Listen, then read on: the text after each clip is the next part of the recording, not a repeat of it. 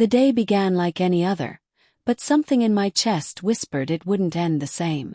For months, a quiet unease had crept through the cracks of our marriage, collecting memories of cold looks and hollow conversations that no longer felt like us. I had already drawn up the divorce papers, pages that carried the promise of peace I told myself I deserved. Each night, I rehearsed the decision in my head. I'd waited long enough, I told myself. My patience had burned down to embers. She moved through the house in silence, her movements precise and practiced, as though she had grown accustomed to this quiet distance between us. That silence had become something alive, an invisible guest haunting every corner of our home, heavy with inevitability. I had convinced myself that love was gone, that leaving was the only act of honesty left. But that afternoon, as I walked past the living room, something made me stop. A soft sound, her voice. I hadn't heard it like that in months. Curiosity, or maybe a need I didn't want to name, drew me closer. I froze at the doorway. She was on the phone, her voice low and tender. Not the clipped tone she used with me. Not distant. There was warmth there. Fragile, genuine, disarming. It wasn't her words that stopped me, but the feeling in them. There was a softness I hadn't realized I missed until that moment. My grip on the papers tightened. The certainty I'd felt all these weeks suddenly seemed uncertain. My chest tightened, not with anger this time, but something that felt like grief. I had forgotten this side of her.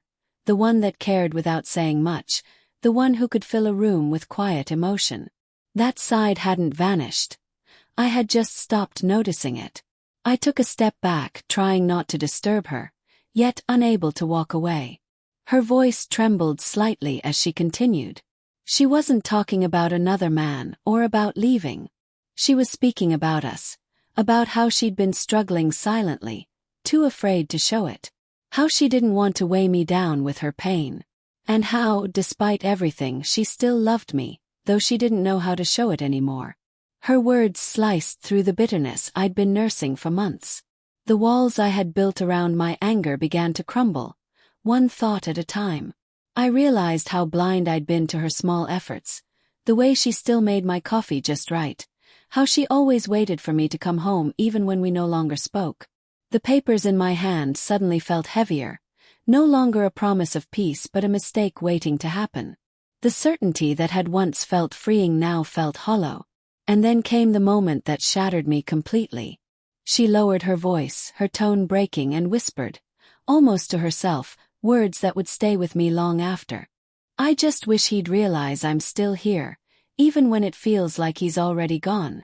Her voice was soft, trembling not with manipulation but with truth. It wasn't a plea. It was raw honesty, a window into the quiet ache she'd been carrying alone. The distance between us suddenly felt wider than ever, and yet, somehow, it was the first time I truly saw it. I sank down near the doorway, my thoughts spinning. Every argument, every cold night, every silence that had stretched between us now seemed so small, tiny echoes compared to the weight of what I'd just heard. The woman I thought had stopped caring still cared deeply. I had been so ready to walk away, never realizing she'd been waiting for me to turn back. In that stillness, something inside me shifted. The finality I had prepared for, the end I'd convinced myself was inevitable, no longer felt certain. I stayed frozen there, listening, absorbing, feeling the edges of my anger dissolve under the warmth of her words. The resentment I had carried like armor now felt useless, heavy, and distant. It hit me then. I had been so focused on leaving that I'd missed her quiet ways of reaching out. The morning cups of coffee, the careful way she folded my shirts, the soft sigh when I walked past her without a word. She hadn't stopped trying. I had simply stopped noticing. When her conversation ended, she turned, and our eyes met. For a heartbeat, time held still. Her gaze was tired but gentle, filled with a kind of fragile openness that made my chest ache. It wasn't blame I saw there, but recognition. A silent admission that we had both built the walls standing between us. Something wordless passed between us then. The air felt different, lighter, trembling with a strange new possibility. I stepped forward quietly and laid the divorce papers on the table. They no longer looked like freedom. They looked like a mistake I wasn't ready to make. "This isn't what I want," I said softly, my voice unsteady but sincere. "I heard you.